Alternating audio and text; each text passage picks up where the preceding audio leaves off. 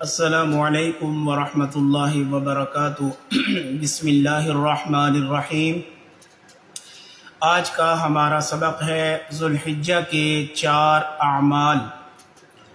ذوالحجہ کا پہلا عمل حجاج کی مشابہت۔ نبی پاک صلی اللہ تعالی علیہ وسلم کا ارشاد ہے کہ جب تم میں سے کسی کو قربانی کرنی ہو تو جس وقت ذوالحجہ کا چاند دیکھے اس کے بعد اس کے لیے بال کٹانا اور ناخن کٹانا درست نہیں، چونکہ یہ حکم نبی پاک صلی اللہ علیہ وسلم سے منقول ہے، اس واسطے اس عمل کو مستحب قرار دیا گیا ہے کہ قربانی کرنے والا آدمی اپنے ناخن اور بال اس وقت تک نہ کٹائے جب تک قربانی نہ کر لے۔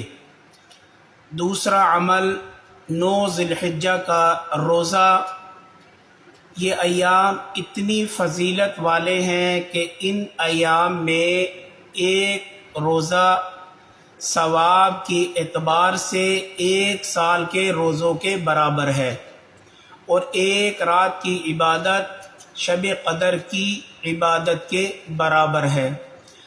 اس سے اس بات کی طرف اشارہ ہے کہ ایک مسلمان جتنا بھی ان ایام میں نیک اعمال اور عبادات کر سکتا ہے وہ ضرور کرے۔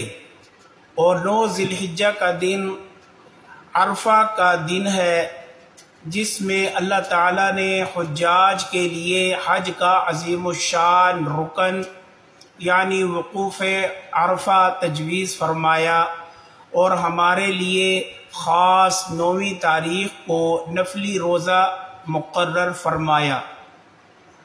اور اس روزے کے بارے میں ارشاد فرمایا کہ عرفہ کے دن جو شخص روزہ رکھے تو اللہ تبارک و تعالی کی ذات سے یہ امید ہے کہ اس کے 1 سال پہلے اور 1 سال بعد کے صغیرہ گناہوں کا کفارہ ہو جائے گا۔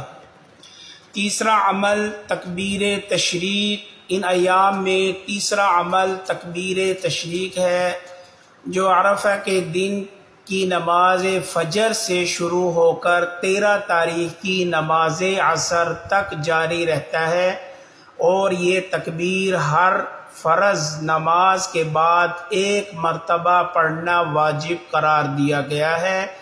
وہ تکبیر یہ ہے: اللہ اکبر اللہ اکبر، لا الہ الا اللہ واللہ اکبر وللہ الحمد۔